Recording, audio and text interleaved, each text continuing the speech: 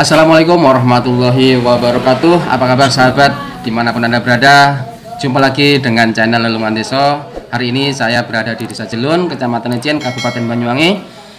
Dan saat ini saya berada di kediaman Bapak Nasruddin Sarkawi. Beliau di samping saya. Beliau ini adalah kepala desa yang baru, di mana 4 hari yang lalu Desa Jelun ini usai menyelenggarakan Pilkades. Dan Bapak Nasruddin ini adalah yang dipilih oleh warga masyarakat sebagai kepala desa Jelun yang baru. Saya mampir ke tempat beliau ini untuk ngobrol-ngobrol, berbincang-bincang terkait visi misi, langkah-langkah beliau seperti apa. Langsung saja kita ngobrol dengan Bapak Nasruddin Sarkawi. Assalamualaikum warahmatullahi wabarakatuh, Pak. Waalaikumsalam warahmatullahi wabarakatuh. Sebelumnya saya mengucapkan selamat atas terpilihnya panjenengan sebagai kepala desa Jelun yang baru. Semoga amanah dan bisa membawa desa Jelun ini lebih baik ke depannya. Amin ya rabbal alamin. Yang pertama, dalam kontestasi Pilkades mungkin bisa diceritakan sejarah dan persiapan Bapak seperti apa? Ya, terima kasih Bapak Uli, bahwa di dalam kegiatan Pilkades serentak ini, termasuk salah satunya di Desa Jelun ini, sebetulnya saya tidak pernah ada niat sedikit pun untuk mencalonkan diri sebagai calon kepala desa. Jadi tidak ada. Sebetulnya saya itu diajak oleh masyarakat, dari tokoh pemuda, tokoh masyarakat, tokoh agama, semua datang ke sini. Selama 8 bulan kita berkomunikasi untuk sedianya saya mau dicalonkan ke kontestasi Pilkades. Namun tidak semudah itu. Saya memberikan ruang waktu kepada beliau-beliau agar supaya mencari orang yang lebih berpengalaman dari saya, yang lebih alim, yang lebih pintar dalam hal birokrasi. Namun beliau tetap memaksakan saya untuk mengikuti kontestasi Pilkades, yang tujuannya masyarakat ini termotivasi oleh adanya proses birokrasi yang selama ini dirasakan oleh masyarakat kurang benar, artinya belum menyentuh kepada halayak masyarakat. Itu beliau-beliau itu termotivasi dari hal-hal yang sedemikian, sehingga saya diberikan waktu terakhir 1 bulan untuk jawaban iya dan tidak, siap dan tidak siap saya dicalonkan untuk menjadi calon kepala desa. Akhirnya saya bermusyawarah dengan keluarga, dengan orang tua, sehingga ibu saya memberikan izin, memberikan ridho apabila saya dicalonkan menjadi calon kepala desa.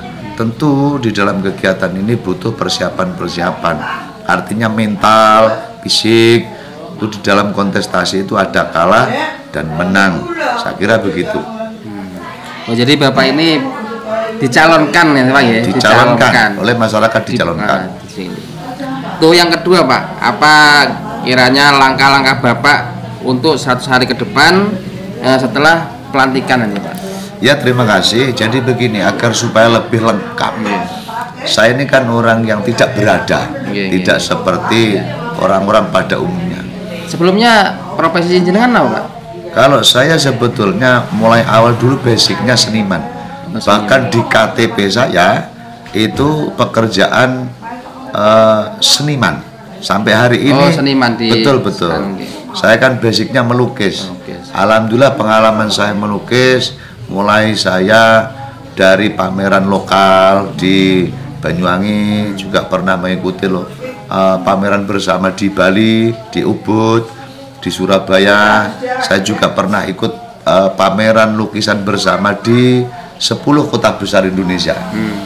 Termasuk juga pernah ikut pameran lukisan tingkat nasional. Dan alhamdulillah saya orang kampung juga pernah mengikuti pameran lukisan tingkat internasional. Dan itu saya tidak minta, karena setiap pameran itu ada buku yang diterbitkan oleh panitia. Jadi dari buku-buku itulah para kolektor, para pecinta seni tahu ini karyanya si A, karya si B, sehingga dari situlah saya terundang baik dari Surabaya maupun di Jakarta untuk mengikuti pameran tingkat nasional dan internasional. Jadi saya memang di dalam dunia seni sangat lama sekali. Untuk profesi setiap hari saya punya ternak sapi 2. Setiap sapi hari ya betul di sawah. Di sawah. Jadi kita setiap hari kegiatan merumput untuk ngasih pakan sapi. Pulang dari sawah ngerumput, saya bikin kerajinan murongko.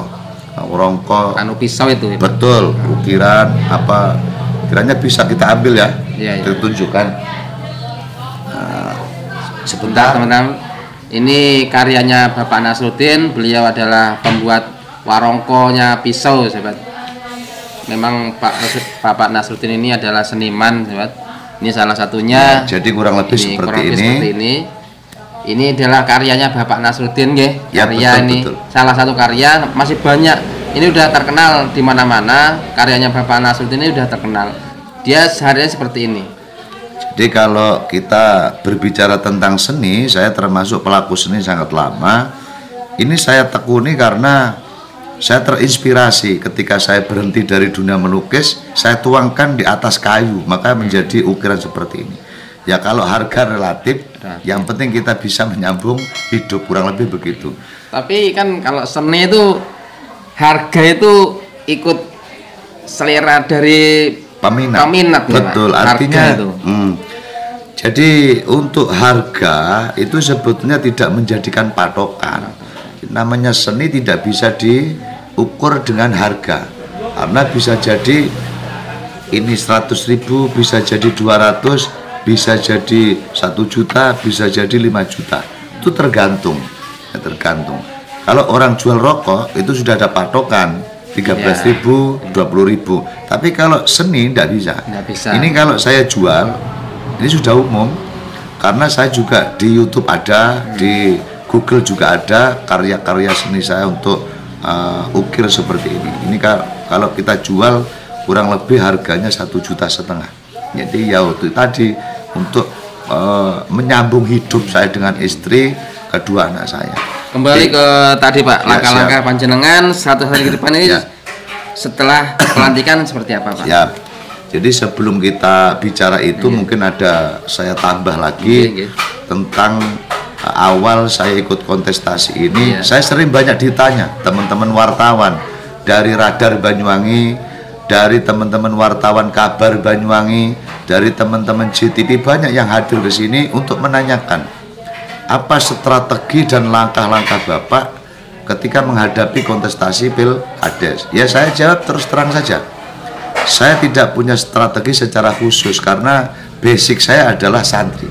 Saya di pesantren ya sangat lama sekali, mulai dari pondok pesantren Darussalam Blok Agung, lalu ketika saya boyong dilanjut lagi oleh bapak saya untuk ngaji lagi tabarukan di pondok pesantren Darul Huda, pengasuhnya Mbah Yai Zawawi Wahab di Penataban ya? Betul di Penataban. Dari basic itulah saya kembangkan pemikiran-pemikiran untuk mengabdikan diri kepada masyarakat. Barangkali dengan sedikit ilmu atau pengetahuan yang saya miliki mungkin bisa bermanfaat. Jadi katanya anak santri, khairun nas anfa'uhum linnas. Jadi sebaik-baik manusia itu manusia yang bermanfaat untuk orang lain, bukan untuk pribadi. Katanya santri, limaslahatil ummah, untuk limaslahatil ummah, untuk kemaslahatan semua umat manusia. Jadi kalau strategi saya tidak ada, kita gelundung saja apa adanya. Saya tidak pernah mengaruhi orang, saya tidak pernah nyogok-nyogok pakai duit. Kalau bicara soal biaya, saya terus terang saja tidak punya biaya. Jadi yang membiayai saya ini tim sukses. Ya kalau soal biaya, saya biaya tapi hanya sedikit sekali. Alhamdulillah banyak sumbangan-sumbangan dari masyarakat, tim sukses. Kalau boleh saya menyampaikan beras itu kurang lebih saya mendapatkan 7 kintal Pak Uli. Dari sumbangan masyarakat. Bagaimana saya menyumbang masyarakat untuk saya disumbang? Ya. Uang juga dapat dari masyarakat. Ada yang ngasih 1.000, 1 juta, ada yang ngasih 500, ada yang ngasih macam-macam. Rokok, ada gula pasir, ada mie, ada telur kurang lebih 12 krat, terus aqua kurang lebih 50 dus. Itu terus berdatangan terus. Sampai hari ini alhamdulillah masyarakat masih peduli dengan saya, sehingga saya terus disumbang. Karena tamu berdatangan terus yang mungkin ingin menyampaikan ucapan selamat dan lain sebagainya. Tentu di dalam pelaksanaan kegiatan pemerintahan desa 100 hari ke depan ini, saya seringkali sampaikan mulai dulu. Yang pertama, langkah-langkah yang saya lakukan adalah 100 hari ke depan ini setelah pelantikan, sistem pemerintahan desa yang harus kita tata kembali. Karena apa? Tanpa sistem tidak akan berjalan dengan baik. Maksudnya sistem yang bagaimana? Satu, misalkan tentang pelayanan. Selama ini membuat KK, membuat KTP, masyarakat harus datang ke kantor desa. Insya Allah nanti kalau saya sudah dilantik, bahkan hari ini sudah banyak masyarakat yang minta bantuan dengan saya. Contohnya isbat nikah. Isbat nikah. Isbat nikah itu orang yang nikah siri tapi kepingin punya akte nikah. Ini urusannya pengadilan agama. Semua administrasi saya ngerjakan. Saya tidak pernah minta imbalan sedikit pun. Alhamdulillah banyak yang sudah saya bantu dan itu berhasil. Artinya hari ini sudah punya akte nikah. Yang kedua tentang dispensasi kawin. Dispensasi kawin itu ketika anak perempuan atau laki-laki yang mau kawin usianya belum genap 19 tahun. Maka saya bantu.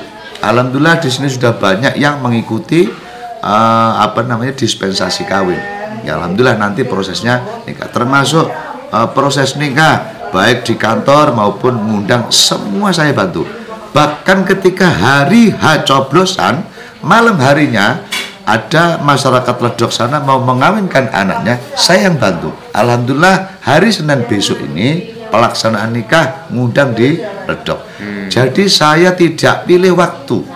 Siapapun yang mau minta bantuan kepada saya, insya Allah. Jadi nanti salah satunya pelayanan online atau digital, itu yang kita harapkan mulai dulu sehingga masyarakat tidak usah pakai capek-capek datang ke kantor desa. Yang kedua, saya setelah menjadi kepala desa terpilih ini, saya berjanji kepada masyarakat. Kalau sebelum jadi kan janji itu kan kadang-kadang banyak yang tidak ditepati. Ini karena saya sudah ditakdir jadi kepala desa terpilih, saya berjanji kepada masyarakat. Semua tamu saya silaturahmi, ada masyarakat yang sakit tidak usah pakai supir, langsung saya ngantar ke puskesmas, langsung saya ngantar ke rumah sakit atau dan lain sebagainya. Nanti saya siap. Karena apa? Yang milih saya bukan bupati, yang milih saya bukan camat, bukan pejabat, tetapi masyarakat yang memilih di dalam kontestasi Pilkades ini. Hanya nanti SK-nya tetap bupati, yang milih saya adalah masyarakat. Maka saya harus mengabdi kepada masyarakat. Kira-kira itu contoh kecil di dalam 100 hari ke depan. Tentu yang paling utama adalah sistem, pembangunan sistem, aparatur pemerintah desa, perangkat desa. Ini kerjanya harus proporsional, profesional, pelayanan yang baik kepada masyarakat, sehingga benar-benar pelayanan menyentuh kepada masyarakat. Saya kira begitu untuk 100 hari ke depan. Nah, itu langkah-langkah panjenengan 100 hari ke depan ya Pak? Siap, nggih. Untuk yang ketiga ya Pak, bagaimana Bapak mewujudkan visi misi, apa strategi Bapak dalam melaksanakan visi misi itu Pak? Ya, siap. Jadi tentu di dalam kontestasi politik apapun, baik pilcaleg, pilbu, pilgub, pilpres, apalagi pilkades, semua tentu ada persyaratan. Salah satunya adalah visi dan misi. Itu wajib hukumnya, menjadi salah satu persyaratan yang wajib bagi calon kepala desa. Tentu visi misi ini tidak hanya dibaca di depan halayak di sekretariat panitia, tetapi ketika kita ditakdir jadi kepala desa, maka kita harus bisa mewujudkan visi dan misi itu. Bagaimana langkah saya, strategi saya? Sebetulnya sederhana saja. Kita tidak terlalu pusing. Kalau aturan-aturan, regulasi-regulasi ada, ya kita manut saja. Perda sudah ngatur, perbuk ngatur, nanti ditambah perdes, nanti ditambah perkades. Ketika ini RPD ADD, RPD DD, ini untuk pembangunan, untuk pemberdayaan, ya kita laksanakan sesuai aturan yang ada. Kita pastikan bahwa tidak ada pengurangan-pengurangan. atau sunatan-sunatan anggaran, baik bedah rumah, selensengan, papingisasi dan lain sebagainya, kita sesuaikan dengan aturan.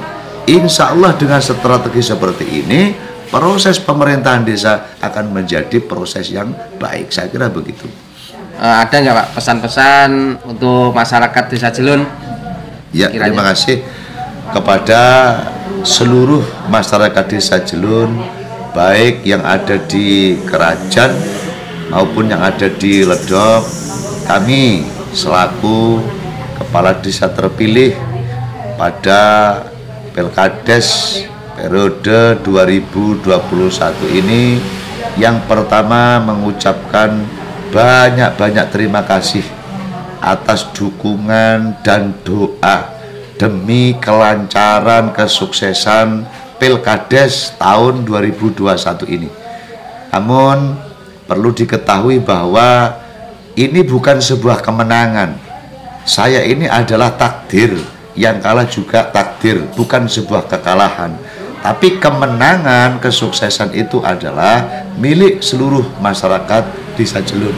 Untuk itu kami kepala desa terpilih Desa Jelun 2021 mengucapkan banyak-banyak terima kasih. Yang kedua, saya kepala desa terpilih memohon maaf yang seagung-agungnya kepada seluruh masyarakat Desa Jelun, bahwa selama awal pendaftaran kita kumpul dalam kontestasi Pilkades ini, tentu saya sebagai manusia biasa banyak salah dan khilaf, termasuk tim-tim saya, keluarga saya, tentu tidak lepas dari luput dan salah itu. Untuk itu kami memohon kepada seluruh masyarakat Desa Jelun, baik yang ada di Kerajaan dan Dusun Ledok, kami sekali lagi memohon maaf yang seagung-agungnya. Terima kasih. Oke sahabat, sekian dulu video kali ini. Untuk sahabat semua yang baru menemukan channel ini, jangan lupa di like, subscribe, dan komennya. Mudah-mudahan channel ini bisa bermanfaat untuk kita semua. Oke sahabat, jumpa lagi pada video berikutnya. Assalamualaikum warahmatullahi wabarakatuh. Waalaikumsalam warahmatullahi wabarakatuh.